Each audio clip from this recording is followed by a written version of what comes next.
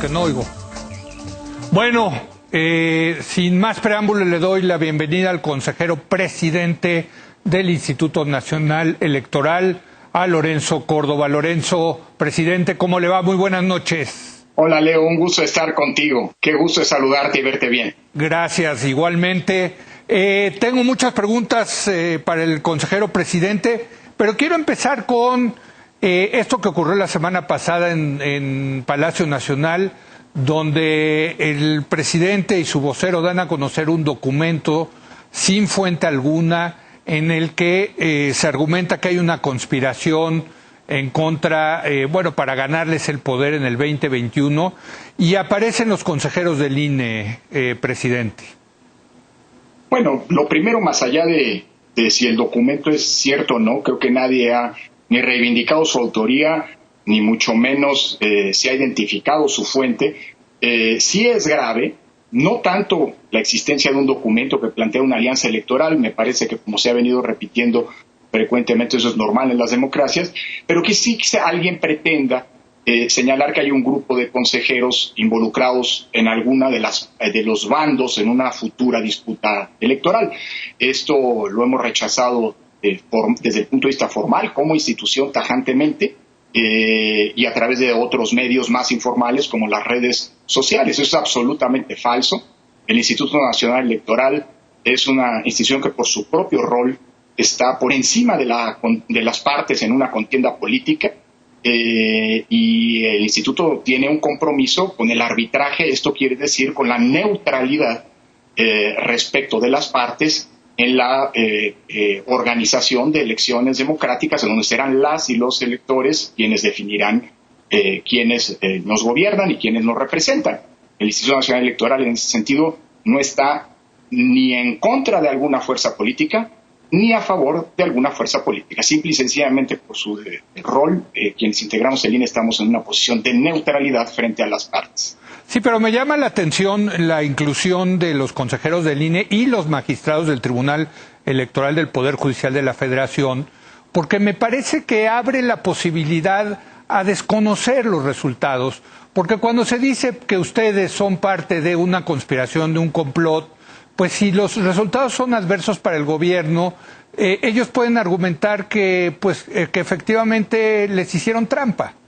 Para el gobierno o para cualquier parte, Leo. Exacto. Me recordó mucho escuchar aquello o ver esas afirmaciones a aquel texto que probablemente recuerdes de Eduardo Galeano, en donde hablando del fútbol le dedica una parte al árbitro y dice que el árbitro, hablando del fútbol evidentemente, pero es aplicable, siempre está condenado a quedar mal con todos, con quien gana, porque quien gana, gana a pesar del árbitro, con quien pierde, por supuesto, pierde por culpa del árbitro. Y ojalá esto no sea una narrativa para tratar de construir argumentos de tirios o de troyanos respecto para justificar lo que va a pasar en las urnas el próximo año, que va a haber partidos, todos los partidos van a tener votos, el México es un país plural, algunos tendrán más que otros dependiendo de cuál es la voluntad de los electores, pero es normal en democracia. Y sí me preocuparía que esto fuera el arranque de una narrativa que eso no le conviene a nadie. Finalmente habrá ganadores, habrá perdedores, como ocurre en democracia, no ocurrirá de una vez y para siempre. Y lo que sí sería muy grave es que haya quien quiera construir esta narrativa desde un año antes de que arranquen las elecciones. Por eso fue importantísimo el deslinde de parte del árbitro, que aquí reiteramos, nosotros no estamos ni a favor de alguna fuerza política, ni en contra de fuerza política alguna, porque es contrario al rol y a la misión constitucional que tenemos. Ahora, el asunto es que hoy en día está en el gobierno un partido que consistentemente se opuso y desconoció los resultados electorales, y me refiero desde luego al presidente López Obrador en 2006, 2012, y en 2018 que ganó dijo que fue a pesar de los árbitros electorales. Bueno, no lo dijo él, eso lo han dicho algunos intelectuales aspirantes a convertirse, supongo, en orgánicos, que han venido construyendo esa narrativa, que es absolutamente falsa, por supuesto, y que creo que vale la pena mencionar que no es el dicho del presidente. Es correcto, pero a mí lo que me preocupa es, vamos a un proceso electoral y creo que hay que remarcar, presidente, consejero presidente, el hecho de que los dados no están cargados hacia ninguno por parte de los árbitros. Absolutamente. De hecho, es la única razón por la que se puede explicar, Leo, este fenómeno de alternancia que hemos tenido en los últimos 5 años en procesos electorales federales y locales que han revelado el momento de mayor alternancia en nuestra historia democrática. Y no hay un solo beneficiario. Todos los partidos políticos se han beneficiado de este fenómeno, lo que habla de la existencia de condiciones para que quien tenga más votos, sea quien sea, ocupe o gane las elecciones y ocupe los cargos de representación política o bien de gobierno. Con un dato adicional, Leo, la verdad, esto es parte de nuestra historia democrática. Si tú revisas los últimos 10 años, prácticamente no hay partido político que no haya recurrido al argumento de que no perdió en las elecciones, sino que las elecciones fueron fraudulentas y se las robaron. Todos los partidos políticos han, en mayor o en menor medida, en distinto momento, han hecho gala de este poco compromiso democrático que rompe con aquello que, recordarás, Leo, Felipe González, luego de haber salido después de varios años del gobierno en España, subrayó como la condición, una de las condiciones de funcionamiento de la democracia, que es la aceptabilidad de la derrota. Digamos que la aceptabilidad de la derrota todavía no es un patrimonio común de nuestra clase política en general. Y por bueno, eso mismo, ese dato de que ya todos pasaron por ahí, ya todos ganaron, ya todos perdieron y ya todos se quejaron, debería de ser el argumento para decir, oigan, sí tenemos buenos árbitros, ¿no? Ya dejen de quejarse, ¿no? Y mira, reglas que sin duda pueden mejorarse. Claro, y que yo digo, lo hemos discutido muchas veces en este espacio, Leo, son reglas con un montón de prohibiciones, son reglas muy abigarradas que deberían aligerarse, pero son las que tenemos. Y con estas reglas, todos los partidos políticos en algún momento han ganado y se han beneficiado del voto en las urnas. Eso quiere decir que la cancha, para decirlo eufemísticamente y volviendo al fútbol, está pareja. Y que quien gana y pierde elecciones es porque ha logrado conseguir el respaldo de las y los ciudadanos, los votos de ellos, y el castigo de que también se expresa muchas veces en las urnas. Hoy el voto en México no solamente sirve, Leo, para elegir a nuestros representantes. También, afortunadamente, como ocurre en democracias, sirve para premiar o para castigar las buenas o las malas acciones de gobierno. Así es. Bueno, yo tengo muchas preguntas al proceso electoral, presidente, consejero presidente. Quiero empezar, ya hay un plan de contingencia del tema del COVID-19. Todo parece indicar que vamos a llegar a junio del año que entra sin vacuna, y me preocupa que porque parte de la fortaleza del árbitro electoral es que quien hace las elecciones, quien abre las casillas, las organiza, conta los votos, llena las actas, son los ciudadanos. Y los ciudadanos tienen que tener las garantías de que no se van a contagiar el día de la elección. ¿Qué va a pasar con eso, presidente?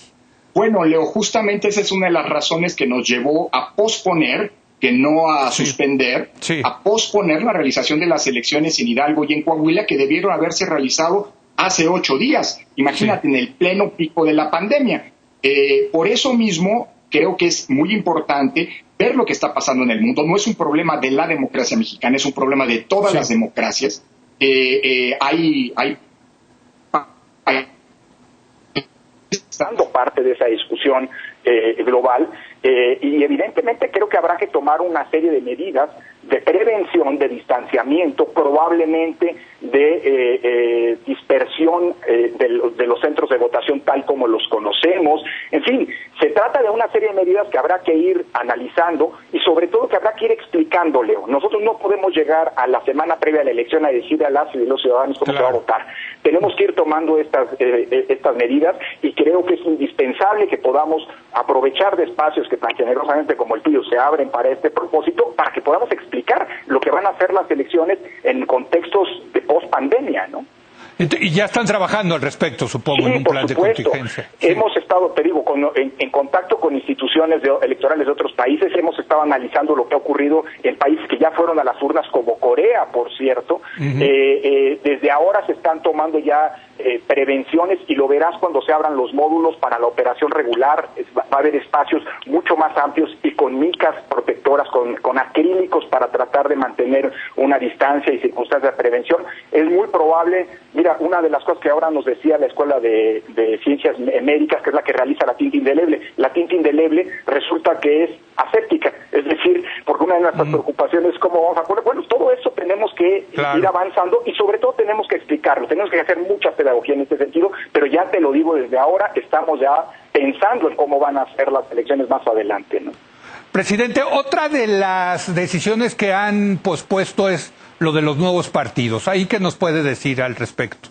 Bueno, lo tuvimos que posponer porque la alternativa era, si cumplíamos las fechas que decía la ley, tener que regalar los registros, y esto evidentemente no lo vamos a hacer. Hay una serie de revisiones que estamos justamente hoy instrumentando, como por ejemplo revisar que no haya dobles afiliaciones, porque como está prohibida la doble afiliación, valdría solamente la última voluntad expresada por las y los ciudadanos.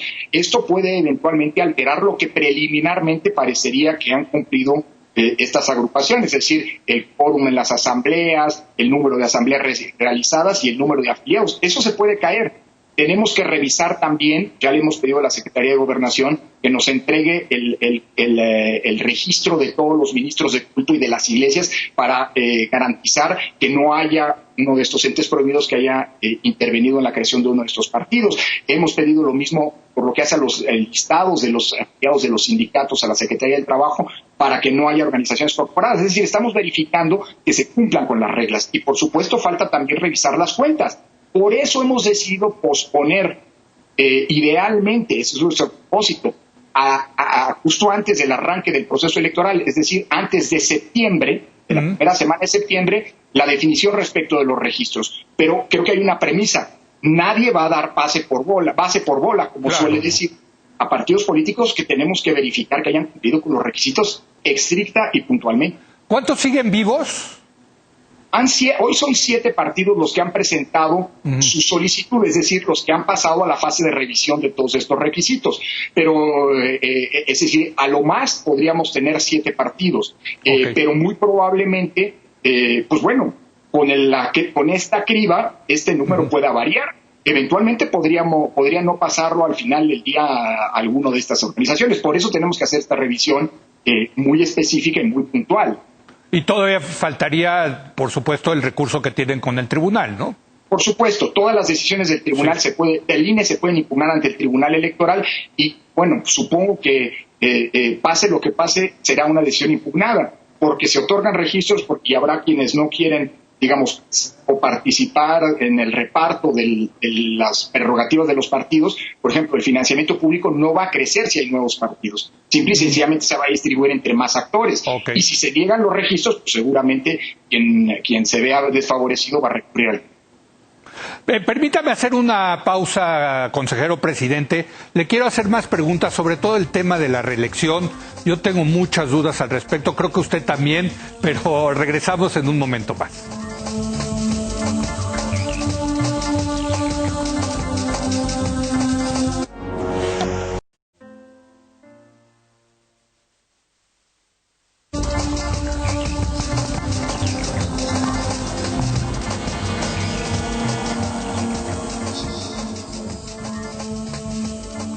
Estamos platicando con el consejero presidente del Instituto Nacional Electoral, con Lorenzo Córdoba. Presidente, la reelección. Este es un nuevo factor también que hay que tomar en cuenta en esta elección. Si no me equivoco, se van a poder reelegir diputados federales, presidentes municipales y diputados locales. ¿Es correcto, no? Así es. Ahora, es lo que está previsto. ¿Con qué reglas? Bueno, ese es un buen punto. Mira, en el plano del ámbito local, tanto de diputados como de alcaldes, digamos que de alguna manera está salvado el problema, porque en los años previos ya se han establecido en el plano local las reglas para la reelección. De hecho, en 2021, muchos de los que serán elegidos podrán serlo en una consecución, es decir, podrán ser reelegidos en el plano local. Lo que sí es novedoso es que en 2021 será la primera vez que esta regla de reelección aplica para los diputados federales. Y en los diputados, en el Congreso de la Unión, nunca regularon esta figura. Tú recordarás que lo quisieron hacer justo antes de que suspendieran sus trabajos. La Cámara de Diputados aprobó un proyecto que fue muy polémico, pero en el Senado de la República decidieron no continuar el proceso legislativo. El punto es que hoy ya no se pueden modificar las reglas, como sabes, porque estamos dentro de los 90 días antes del arranque del proceso electoral, que comenzará en septiembre, y por lo tanto no hay reglas. ¿Esto qué quiere decir? Pues que alguien tiene que poner esas reglas y lamentablemente va a tener que ser el Instituto Nacional Electoral. No nos toca, lo vamos a tener que hacer porque nosotros no podríamos, digámoslo así, acompañar la irresponsabilidad del Congreso que dejó durante 6 años, digamos, este vacío legal, no lo subsanó, pues no cumpliendo con nuestra responsabilidad. Hay quienes han llegado a decir, bueno, pues no les apliquen la reelección como una manera de sancionar, pues no se resuelve una falta a la Constitución con otra falta a la Constitución. Vamos a tener que poner estas reglas y seguramente habrá jugadores que estarán inconformes con ello. Un elemento adicional de desgaste al árbitro electoral, pero digamos, en este contexto tiene que haber responsabilidad en algún lado. Y la vamos a asumir teniendo que emitir estas reglas en las próximas semanas, en los próximos 2 meses, digamos. Una de las reglas, por ejemplo, es si pueden reelegirse estando en el cargo o tienen que pedir licencia. En efecto, mira, como te decía, en el ámbito local ya todos los estados tienen sus reglas de reelección. Sin embargo, no hay una única línea. Es decir, en el ámbito local encontramos legislaciones que le piden a los legisladores que se separen, que pidan licencia del cargo, digamos, en el periodo de las campañas. Hay otros estados en el que esto no es requerido. Hay estados en los que, claro, las reglas de financiamiento esas sí son comunes. Pero lo que te quiero decir es que hay mucha diversidad de regulación en el plano local.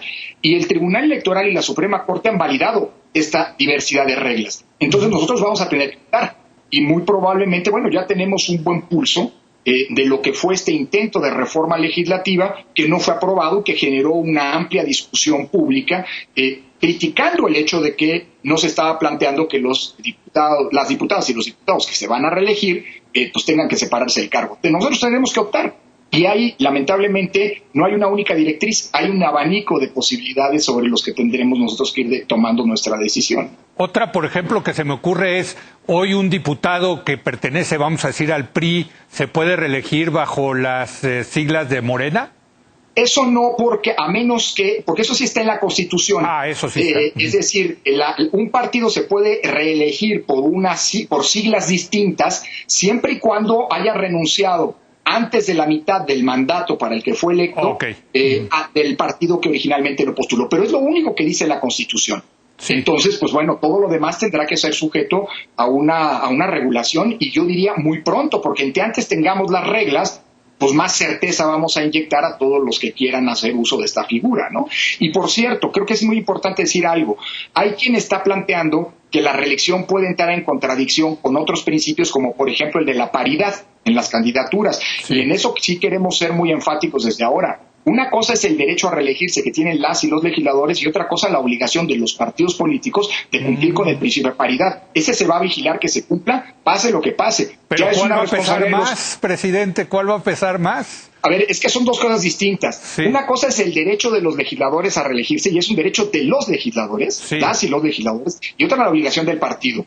No vamos a permitir, como ya ha pasado en otras ocasiones, que la reelección ahora, como ocurrió con la democracia interna, en fin, se plantee como ¿sabes qué? No te voy a poder cumplir con la paridad. Eso no lo vamos a permitir. Pues muy interesante, consejero presidente. Espero que esta sea la primera de muchas pláticas con usted en este año electoral. Ya menos de un año, Lorenzo. Así es, estamos con la cuenta regresiva, y sobre todo porque parece que a los actores políticos se le queman las habas de estar en campaña. Yo lo que diría es, tengamos paciencia, ya habrá ocasión para ello. A mí me preocupa mucho que la polarización, que es natural en las campañas, es normal que en una campaña las posiciones se contrasten, esté anticipándose tanto tiempo, pero sobre todo esté sumándose con ese factor de intolerancia en donde el de enfrente parece ser un enemigo al que a toda costa tienes que derrotar y que no tiene ningún tipo de legitimidad para contender democráticamente, porque esa es una una polarización. Hay muchos tipos de polarizaciones. Esa sería una polarización, si se suma con la intolerancia, que sin lugar a dudas no es una actitud democrática, ¿no? Pero bueno, ya estamos en la cuenta regresiva, mi estimado Leo, y con todo el ánimo de seguir comentando pues, y explicando lo que van a ser estas inéditas elecciones post pandemia, ¿no? Gracias, consejero presidente. Gracias a usted por habernos acompañado. Yo lo espero mañana en punto de las 10 de la noche, cuando otra vez sea la hora de opinar. Quédese aquí con Genaro Lozano.